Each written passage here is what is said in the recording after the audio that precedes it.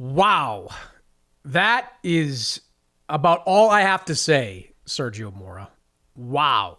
Yeah, and you're clapping. Standing ovation for what we just saw with Chris Eubank Jr. and Conor Benn. An absolutely outstanding fight in London on Saturday between two longtime rivals. Officially, Chris Eubank Jr. gets the win. Unanimous decision, 116-112 on all three scorecards. But this was as compelling a fight as I've seen in a while.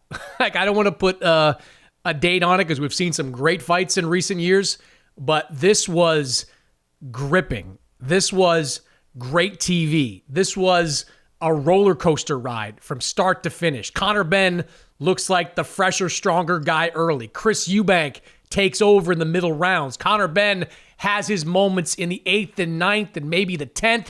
11th and 12th, Chris Eubank comes on strong, lets his hands go off the ropes. This was a little bit of everything, Sergio, all in front of 67,000 fans at Tottenham Hotspur Stadium. This was exactly what boxing is meant to be. These types of events, these types of fights.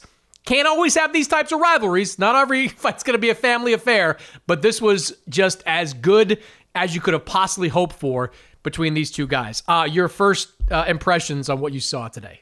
Well, the first impression is, this was a great fight because you actually seem passionate. I mean, I never seen passion exude out of you or smile, anything that's positive coming out of you, Chris Mannix. So yes, this was everything that we wanted and expected, but it actually came true. I mean, fights like this are legendary, not only for British boxing. This was an all-time British classic fight, not only because they come from legacy and they're well-known names, but this fight had everything you can ask for. Ben had his moments, but it was too far in between.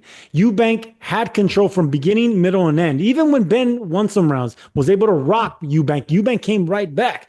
It was the jab that was the key for Eubank Jr. And it was the fact that Ben didn't invest in the body. He ignored the body. He headhunted too much.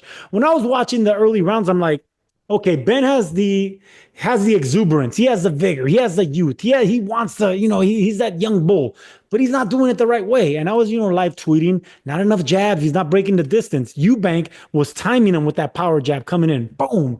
And then, Conor would work hard to try to get the jab back. And he would, because that's what youth does. He has the strength in his legs. But all in all, he didn't have the game plan. He didn't have the experience. And ultimately, that took over in the second half of the fight. And of course, the size that we knew was going to be a factor and the courage. Let me throw this out there.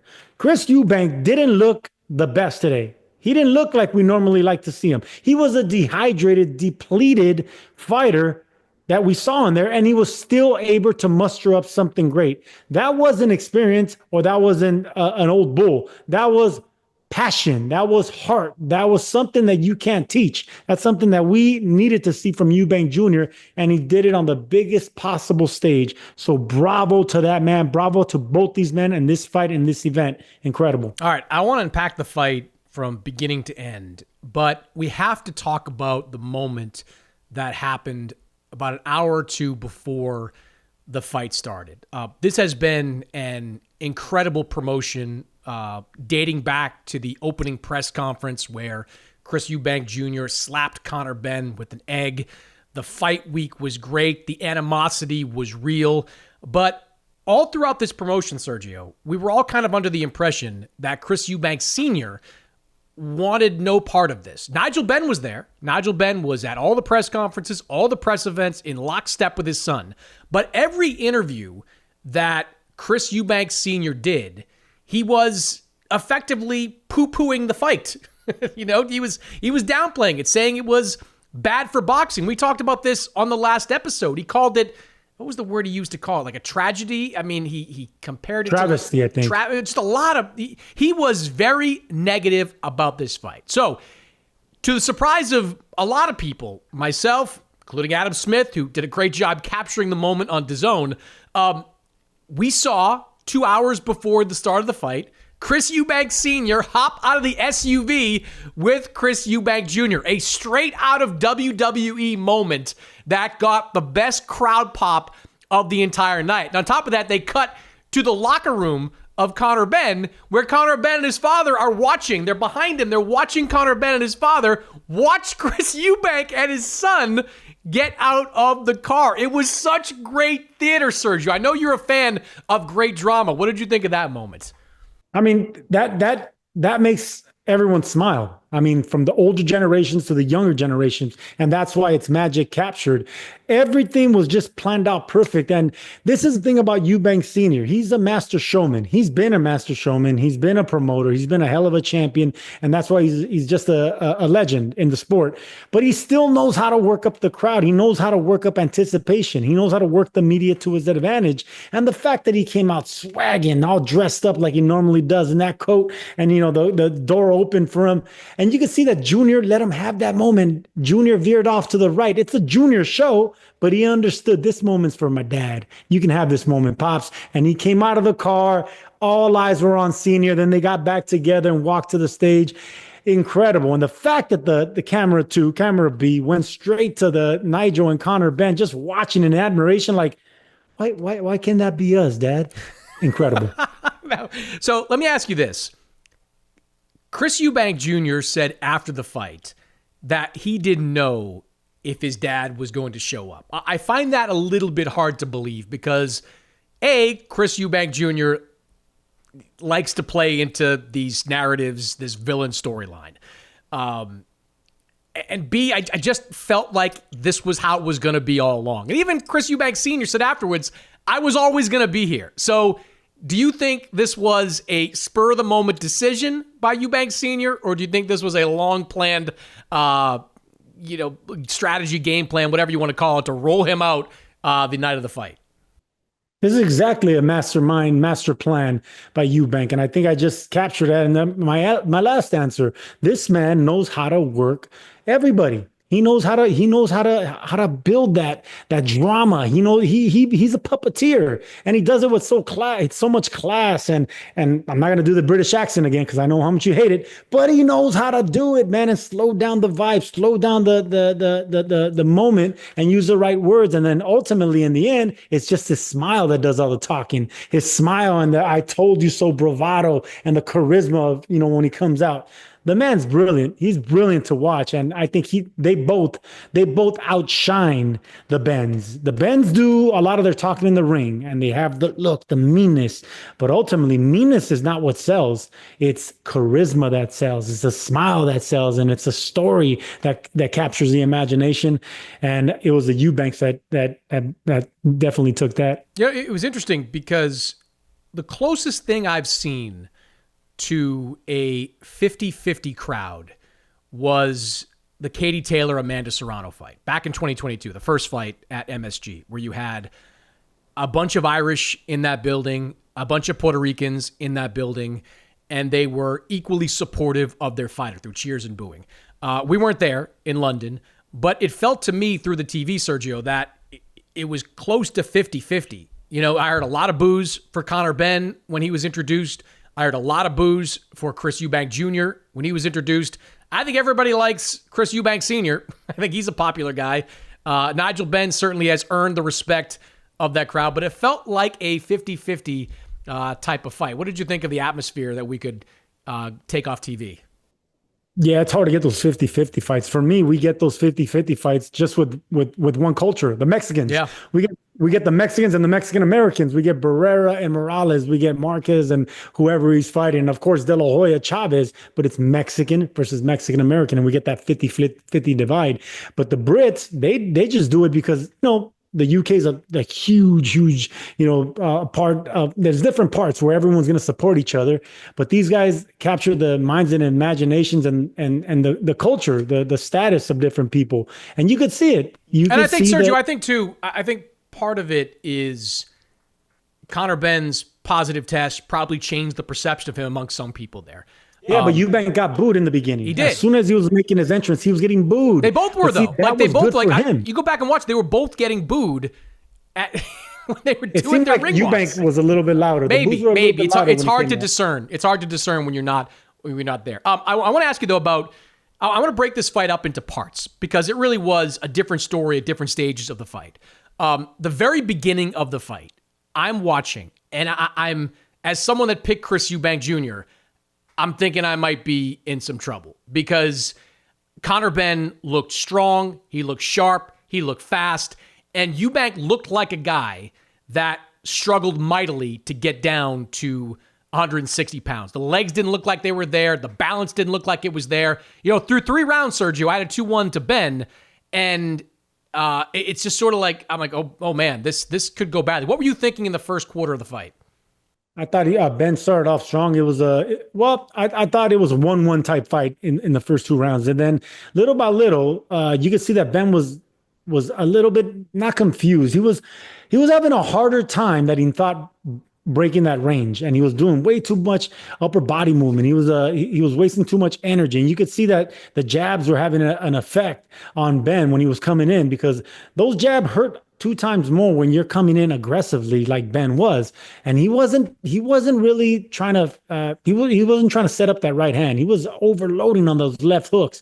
So those punches got to the legs and got to the conditioning of Ben. But I love the composure that Eubank had. Even when he did get hit, and he was hit, nothing changed in his demeanor. His legs kind of shivered a little bit towards the second half. But in the first half of the fight, Eubank won the first few rounds. The first 4, 5, 6 rounds, Eubank was the one that got the majority of those rounds. He's the one that said, okay, look, I know that you're going to be the younger fighter, but I did what you were supposed to do. I took these early rounds. The early rounds were supposed to be Ben's rounds. He's a younger man. And then the second half of the fight, that's where the legs were going to start going on the older fighter. And then maybe Ben was going to do something special. Nah, man, Eubank never let the young bull take control in any part of the fight. Even though Ben won rounds, he never took control of the fight. Yeah, I had it 4-2 Eubank through 6. Same here. And I thought all things you thought, right? I thought the jab was working for Eubank. I thought after the 3rd round, he really started to settle in. He really started to get kind of into a rhythm. And I thought once that rush of adrenaline that Conor was feeling kind of wore off, I think that impacted him. I don't think he was the same fighter after the first 4 rounds. That's when I think, everybody talked about the weight with Eubank coming off. That's where I thought the weight with Conor Benn going on might have had an impact, right? Where Conor Benn was coming up, effectively 2 weight classes. I know he'd fought the last couple of fights above 147, but he is a welterweight coming up to 160 pounds, weighed 165 the day of the fight and the weigh-in on Saturday morning. So I thought the weight started to affect Conor Benn as well. And I also think when we get to the second half of the fight, that's where I saw Eubank start to get a little bit tired. And I thought he made a really smart strategic move in the second half where he started to lean on Conor. Like, I thought if those 2 guys, yep, Sergio, if they were standing in the middle of the ring from the 6th round on, just trading shots, I think Eubank would have gotten knocked out. He definitely would have gotten knocked down. But Eubank, he used his fatigue almost to an advantage where he was pressing up against Conor Benn, leaning on him, throwing quick combinations when he had him up against the ropes. And Conor, perhaps it was his inexperience, just didn't know how to deal with that, couldn't kind of pivot out, couldn't create the space. He allowed Chris Eubank Jr.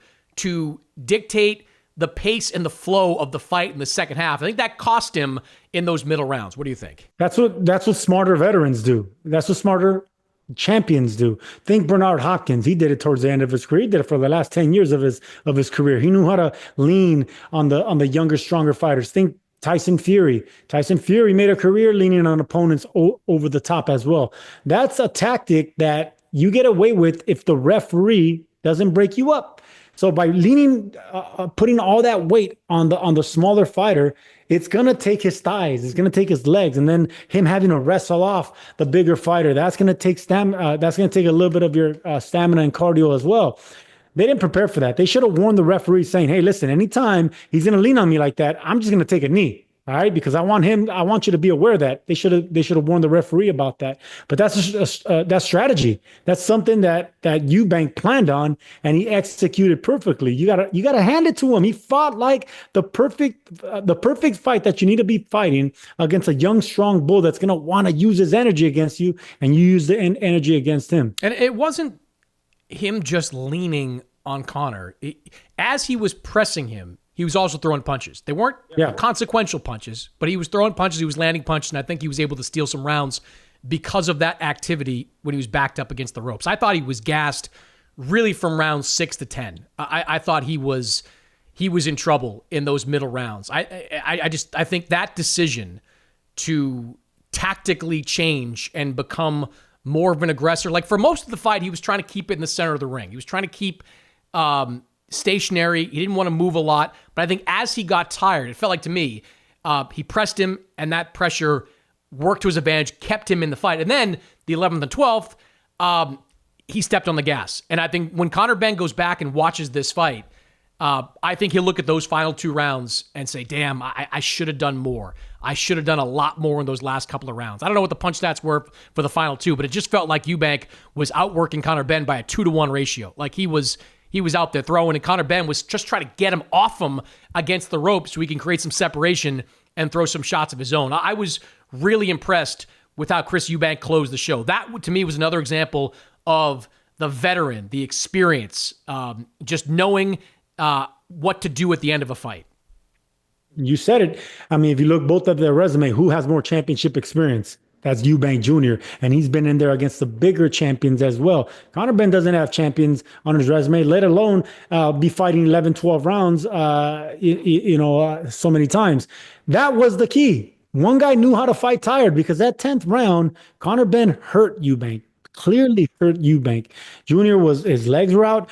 I seen give in the legs of Eubank early in the fight. Early, like in the 3rd, 4th round, I'm thinking, this ain't gonna go too long. I think Ben's gonna catch him with something big, wear him out, and make him use his legs. Benn didn't do none of that. Benn did not use his youth and his conditioning and his legs the right way. He's going to regret this fight. This was a winnable fight for Benn.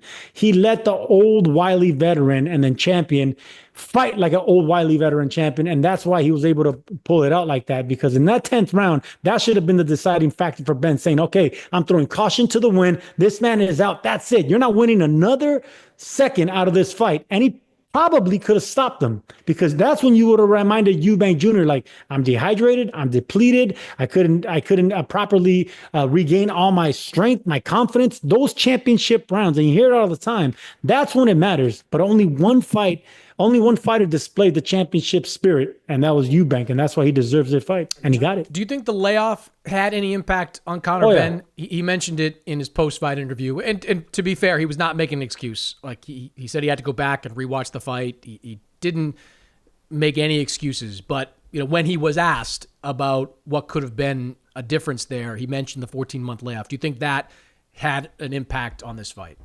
Absolutely. Anytime you're relying on having to use your feet and try to get angles and using your upper body movement and try to use foot feints, when you need all that to win against a taller, longer, stronger fighter, of course that's going to be a factor. The layoff is a big factor, inactivity and all that. You're not confident in yourself, and that's the reason we're seeing Conor Benn posturing so much. He was just over eager with his upper body. He was winging for the fences too early. He wasn't properly trying to set up those big shots because he was just too anxious. He didn't have that coolness and that reserve that comes from activity. I got 3-4 rounds. I'll pop you with the jab here. Eubank had it. And that's because of the inactivity and the fact that you have no swagger, man. You have no confidence in anything you're doing, and you're thinking twice every time you try to punch. I want to say too, because I'm hard on referees and judges. I thought the referee Victor Laughlin did a really nice job. In the second round, I think I even tweeted out, like, this referee's getting involved a little bit too much, but I do think his involvement was warranted. There was a lot of dirty business going on there in the first half of this fight. There was some rabbit punches. Rough. I don't think it was dirty. Rough. I think both these guys had some rough tactics, but I don't think it was dirty. No, all right. Well, fine. Rough tactics that needed a referee to step in. Chris Eubank was throwing some rabbit punches. Conor Benn was doing a lot of holding. There was a lot of grappling and wrestling on the inside. At one point, they both wound up on the canvas after a takedown.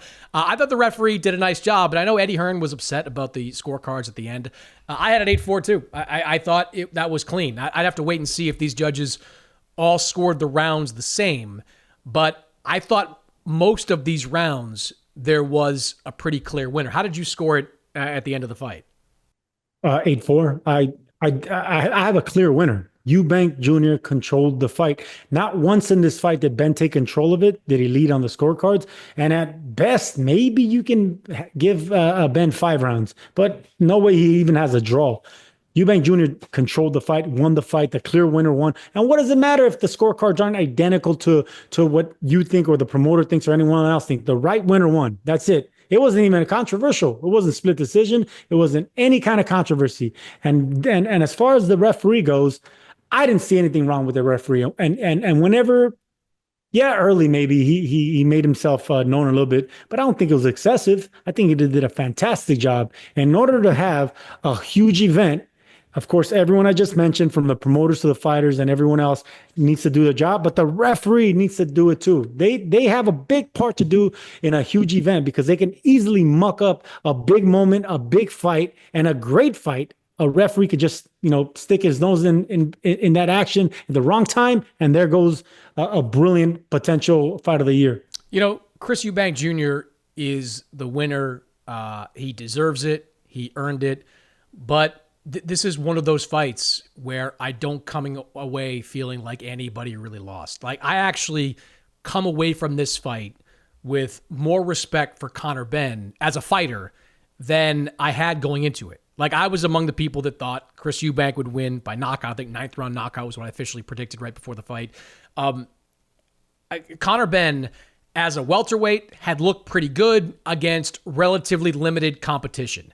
He had fought a couple of guys above 147 that weren't very good. He had never been in the ring with a real puncher at either 147 or 154. Chris Eubank is a legitimate puncher. I mean, what does he have? 25 knockouts on his resume, good right hand, good uppercut that he clipped Conor Benn with in the first half of the fight. Conor Benn showed me something, Sergio. He did. He showed me that he is a world-class level fighter and that he belongs in with the best at whatever weight class he decides to fight in. I know he's a world-class. We know he's a world-class fighter because we called his fights. We know what he can do.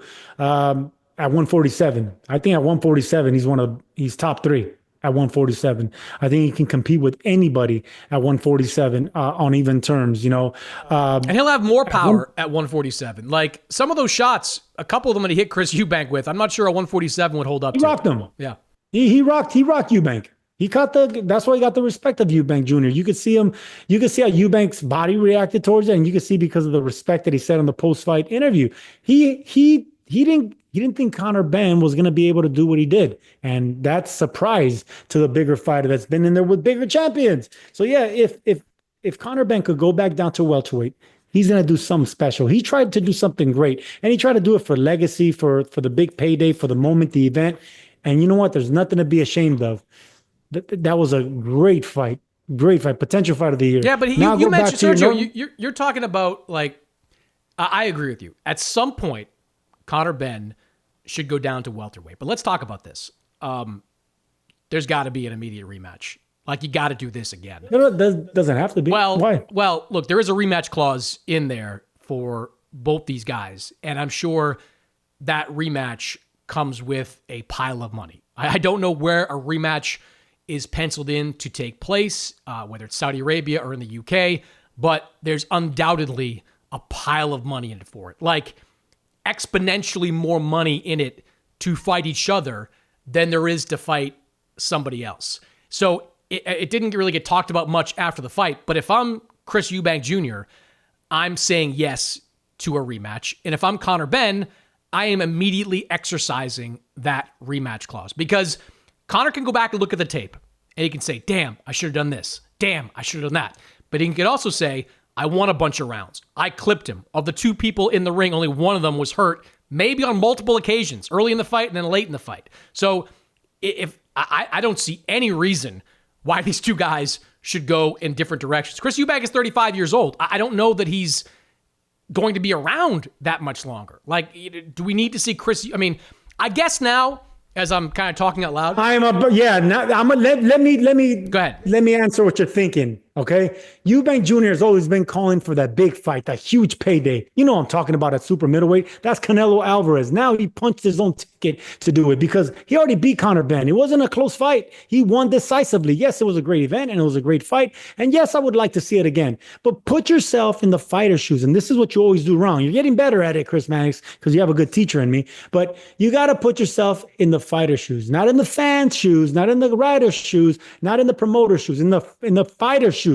What doesn't make sense now at 35, 36 years old to go back and fight this young bull that probably is going to do better the second time around, or get the biggest possible payday? I mean, if this fight was big, can you imagine what a Canelo fight would do? And Canelo always said he wants to fight across the pond. Canelo at Wembley, you get 96,000 people at that fight. That's where I think that's the swan song for Chris Eubank Jr. at this moment of his career. All right. That's how he does it right and goes off into the sunset. That's a great idea. But that would mean that Chris Eubank Jr. sits on the shelf for at least 13 months. That's what it would mean. Because Canelo's got a fight next week against William Skull. We'll be there. And then after that, if he wins, he's going to fight Terrence Crawford. So you're saying Chris Eubank Jr. should sit out 13 months in the hope of landing a fight against Canelo Alvarez instead of making another big pot of money to fight Conor Benn. That's what you're saying. You always have a way to rain on my parade. I'm just speaking facts. Yeah, and they're good facts. So yeah, so I got to retract what I just said. See, I don't think about all that. I'm not a planner. All right. I'm like a dog chasing cars, When you catch the car, you don't know what to do with it. Yes. Yeah, I don't know what to do with it. Anyway, so yeah, that makes sense. All right. So I guess it's Conor Benn in a rematch. I don't know. But look. Where we agree, Sergio, where we agree is like nothing else. Like, I don't even know what's up there at 168. I don't want to see Eubank against Janibek for 2 belts at 160. That does nothing for it. Like the money. Canelo or Conor. Yeah. I would look, if you want to talk about going out with a financial windfall, like I'm sure, and I've heard rumblings that, in the contract, the winner gets an even bigger stake of the pie, right? Like as usually is the case with a rematch. So he can make even more money the second time around. This wasn't one of those fights, Sergio, that people watch the first time and are like, you know what? I'm good. I don't need to see it one more time. That will sell out Tottenham, Wembley, whatever other soccer stadium you've got over in the UK. That will sell out in a faster time than the first one did. And my guess is it would be another great fight. It would be another fight that Chris Eubank would be favored to win. Yes, I agree with you. Conor Benn would probably be better because he'd have the experience of going 12 rounds. He wouldn't be coming off a 14-month layoff. But Eubank probably would train a little bit differently. Maybe he wouldn't have as many distractions as he had coming into this fight. I think it would be smart for Eubank to do that. And then he gets 2 wins against Conor Benn. His popularity's never been higher. Never been higher. And that would give Canelo all the reason in the world to face Chris Eubank at Wembley. All the reason in the world. So, you want to make tens of millions of dollars or pounds or whatever, you fight those 2 fights and you walk off into the sunset a very rich man. If time is on the side of Eubank Jr., then yes, I agree with you 100%. But we've seen how the weight loss really had an effect. That I don't think he's going to want to suck up and go down that low again. I just really don't think that's going to be on him. I don't think physically it's good for him. I don't think he can get away with it a second time. I think he's a natural bigger fighter. So unless Ben decides to move up the weight north, then I think the cards are on Eubank Jr.'s side. And he says, okay, young man, if you want that extra payday, you want that rematch, you're going to have to fight me at 163 pounds or whatever their metric system is, mate. I wouldn't. I mean, I think you might have some wiggle room to say like 161 since there's no title on the line and it's not really going to matter. He was only 0.05 over. That was a remarkably. And look, I watched. I mean, it was tough to watch that weigh-in footage or the weight cut footage. I don't know why he put that stuff out there. I mean, that's just almost asking for the British Boxing Board to scrap the fight. Not that they really ever would have, but like when you are, showing yourself wrapped up in whatever he was wrapped up in the steam room, doing all the things that he was doing to try to cut that last pound. I wouldn't have done that. But I will say 160's been his fighting weight for the last 4 or 5 fights. Like, he's shown he's capable of making 160. He's probably at his best as a boxer at 160 pounds. So maybe he tweaks a couple of things, makes 160 even, changes the weight to 161. But either way, the bottom line is I want to see this fight run again between these two guys. I don't want to see either one of them in against anybody else. Conor mentioned Mario Barrios. I don't care. I don't care about Mario Barrios. I'm sure that'd be great to win a world title. I'm sure absolutely every fighter wants to win a title. But whether between Mario Barrios and a rematch, do the rematch, man. Do the rematch all day long. All right, Sergio, next time we speak, we will both be in Riyadh, Saudi Arabia, on the ground all week long for Canelo against William Skull. Are you ready for some very good dinners and some very late nights? I forgot how to say yes in Arabic, Chris Mannix, but absolutely, man. I mean, they got great restaurants. The hospitality is amazing. I'm getting used to the long flights. I'm absolutely ready. So, inshallah.